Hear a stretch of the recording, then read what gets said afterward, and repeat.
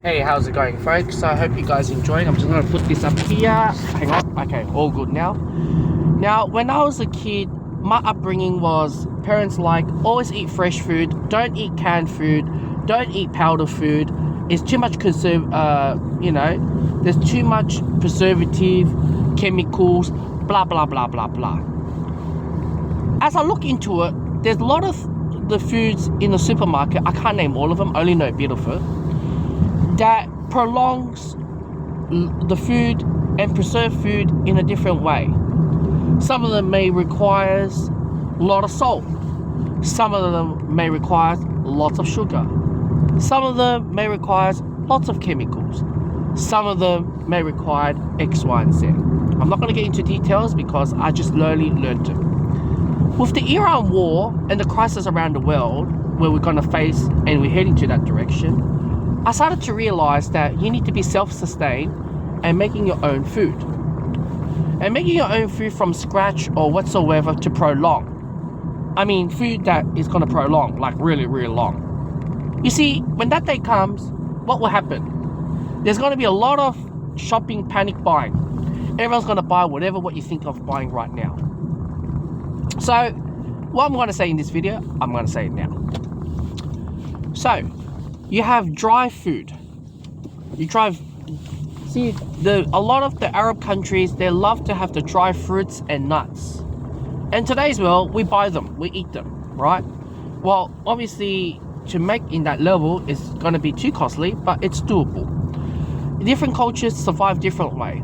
For example, the first explorer, the James Captain Cook, with all the settlers and all the workers on a ship, I don't know what you guys call those workers, but anyways, you kind of understand what I'm saying. We'll get onto the boat and come to Australia, all right? And when they come to Australia, they are going through the case of sauerkraut. Sauerkraut, it's a German probiotic cabbage fermented food. For the last couple of months, I haven't opened the tin, but I'll definitely have to open it. The last couple of months is cabbage, a bit of salt ratio, and fermented, and you have the sourness coming out of it. All right, that's sauerkraut for you. Okay, and obviously you have the fermented journey and things like that. And I'll definitely have to make a video because I think it's going off the one that I just made long time ago. But because of I didn't constantly putting water on top, I've just been having this slacking off. I mean, mindful. I've got sauerkraut. How to make pickles, whether it's like vinegar, whether it's just salt, brine water, or things like that. What is pickled and what is not. You have that as well. Then you start to realize roll-ups. Roll-ups is for kids, fruit roll-ups. What I realized is fruit roll-ups is actually a traditional food. It's basically, obviously they have to put a lot of sugar, all right? They will obviously what's the right word? Obviously they'll crush the fruits and get into the paste, a bit of sugar, blah blah blah. Then they put it on a thin sheet on the dehydrator, and once it's been dehydrated, it turns to that mold of form. And it goes to that form, and that's where we have the roll-ups nowadays. Then you start to say to yourself, those canned fruit, the tin fruit, you have the apricots, you have the peaches, pears, blah blah blah, those in a syrup. That was actually made traditionally. That was basically made in a jar, or in a tin or a jar, in a canning process, right? Then obviously I look at the videos like the Amish people. The Amish people, they use canned food or preserved food. And that was one of the areas that I looked at, how to preserve food. So basically they have a pressure cooker, canning pressure cooker, or a normal stove, and cook on the stove for hours. So basically you have food in a jar, whatever the liquid you have inside, it is what it is. You could do it with the fruits. That's how they preserve fruits. That's how canned fruits have been made. But they do it with meat, egg, and long shelf life. So back in the days, we don't have food that we have 365 days to get the same apple, all right? So we have technology nowadays, but back then there's no fridge whatsoever. They use those methods to pass down to survive for survival and things like that. And they use that method and one of them came out to be canned fruit, and the other one's gonna be like a tin long life shelf canned soup or meat or whatever what you guys call them in a meal in a can, right? So these have been high pressure cooked for hours as well.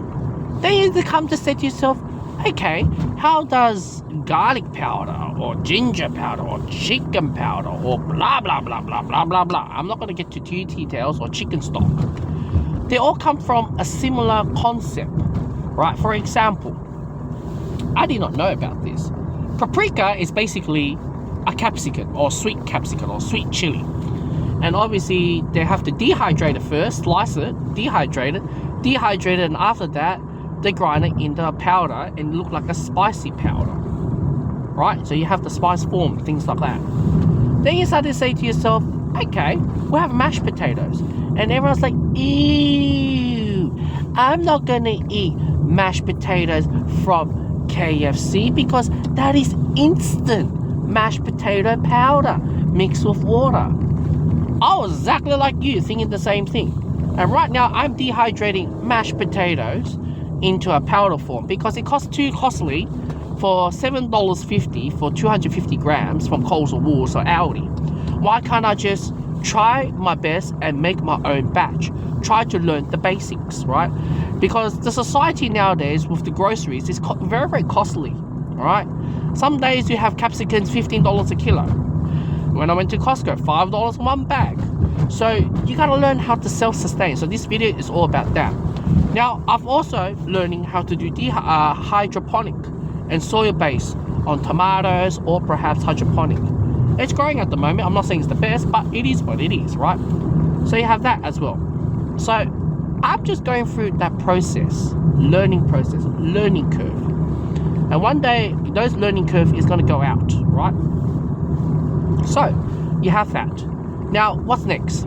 Turmeric, garlic, and you raw form, slice it up, dehydrate it, powder it up. My colleague told me, wow, okay, William, so we are gonna make pizzas, homemade pizzas. I know how to make homemade pizzas now, but how are you gonna make the pizza sauce? The pizza sauce is sort of like a lot more flavorful pasta sauce, all right? So you look at the Italian cuisine, right? Carbonara. I don't know how much is that carbonara is true form in Italian culture. I believe it's more based on cheese, right? Or whatsoever, right? So cheese obviously is a fermented form of milk, right? And fermented with milk and blah blah blah. I don't want to get into details. I'm not that smart, all right, to talk to you guys about that. But you learn how to make the cheese. You learn how to make the cheese and probably put the cheese, they age it well, dry area, and they make the cheese. And things like that. They have the cheese, the flour, the water, the yeast, the oil, the salt to make the dough. Then they make the cheese. Then how do you make pasta sauce? Obviously what they do with the pasta and as well with the pizza sauce, they use the canning method. They cook the hell out of it, then they put it in the jar and they cook the hell out of it and let it sit there for days and years. And lots of the Italian cultures who has inherit this culture, they come in a big group and they make it themselves. How they make pasta, they dry them up as well. So I can make pasta as well. I make fresh pasta and I can put it in the dehydrator and they dry it up and voila, I got pastas wherever where I go. Chinese cuisines, you have noodles as well, and I'm trying to learn how to make noodles as well. So these are the stuff that may take a long time, but that is something that you can do and save money and as well to prepare for this crisis, from a powder form to that. Then you have another question. Hey William, I do not have enough space in my house. I'm getting all these jars. Well, there's a powder form. If you can't make pasta sauce all the time, it's too much, tins and the jars is costly, we'll make the powder version. I'm learning how to make this, so be mindful. I'm not going to give you the right content. So obviously, you have the sliced tomatoes, right? And then you dehydrate them. It takes God forever to dehydrate them. And after you dehydrate them, then you put it and you grind it up into a powder form. And once you grind it in a powder form, and obviously you're gonna add some maybe like garlic powder or whatever the powder I'm gonna check online. And once I put water and rehydrate it, whether it's become pasta sauce or pizza sauce or tomato paste. So that's how tomato paste comes in handy as well, because tomato paste you can cook everything. Tomato paste you can make essentially water, and tomato powder is tomato paste. But tomato paste you can put it in all sorts of cuisine, right? You can put it in a stew, you can put it in curries, you can put it in a lot of food, right? It's just basically high concentrated tomato in a powder form. That's what you need to know. So you have like that, and that's how you have the Italian cuisines like that. And what made me talk like the way how I am, and very passionate about to talk to you guys about it, is because when I was doing the food expo, you know, with my mates and go and have a look, the one that doesn't seem much different, it doesn't give us the wow factor, is the Italian cuisine. Right, you can name Chinese, you can do that, they can vacuum seal it, they can do that, or macaroons, they can froze it, they can ship it, blah blah blah. But the Italians, they do in a raw form of the cuisine. It's the ones that we buy from our, you know, the supermarket. Sardines, tuna, pasta. You know, how much more? Olive oil. I don't know how to make olive oil. I can make the oil extractor machine, but yeah, I'm not going to get into details of that. But anyways, you understand what I'm saying.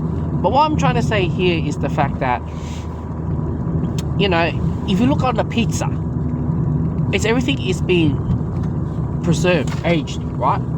For example, the olives, where did it came from? It has to be pickled form, right? Or they do it in, I don't know, oil form. You guys eat olives, you kind of have to tell me. Then you have sardine, right? Then you have, I know people don't put tuna, but hey, I'm pretty sure some crazy people put tuna, right? How to make tuna? I'm pretty sure they high pressure cook the hell out of it and put it in and cook it for a while, and you know, won't do much about it. Then you look at the ingredients, what they have: sun-dried tomatoes, bruschetta, ham, bacon, what else? I don't know. I could name the whole lot. I'm not going to tell you everything, but these are all preserved food, right? Then you look at the world where it is today, right? You look at the whole thing. You think this must be crazy for even me to say that to you, that people do not realize that some of the food cuisine is like that, right? So obviously, the Southeast Asia is always eating the, you know, the best of the fresh food that's grabbed from the land or from the sea, right? So you have that as well. And not only just that, but you also have like the Europeans, they need to preserve. That's why you look at the delis, right? They have a lot of also different cuts of meat, ham. You have to say to myself, this is too much, this and that. Of course, it is not healthy, but that is the way of how they survive. Lots of alcohol and lots of savory meat, and they do bread. They're more bread based because bread flour can last long in any weather as long as it's a dry condition, right? That's all. So Chinese will usually, it's not popular for me to say this, but the northern China, they love to eat potatoes, right? The English, you know, the potatoes, and Chinese cabbage. Then you have the South Koreans, right? If you want to make South Koreans or normal or all Koreans, they love to eat bancham. Bancham is basically like kimchi radish and pickles, whatever the form they have. They have all different types. You need to learn from the Koreans. You need to learn from the Italians. You need to learn from the Europes. You need to learn from the Amish community. You need to learn from the Old English. You need to learn from the Europeans as well. These are the ways how they survive. Obviously, it's not the most healthiest, but it gets the food and get your belly done. You know what I'm saying, right?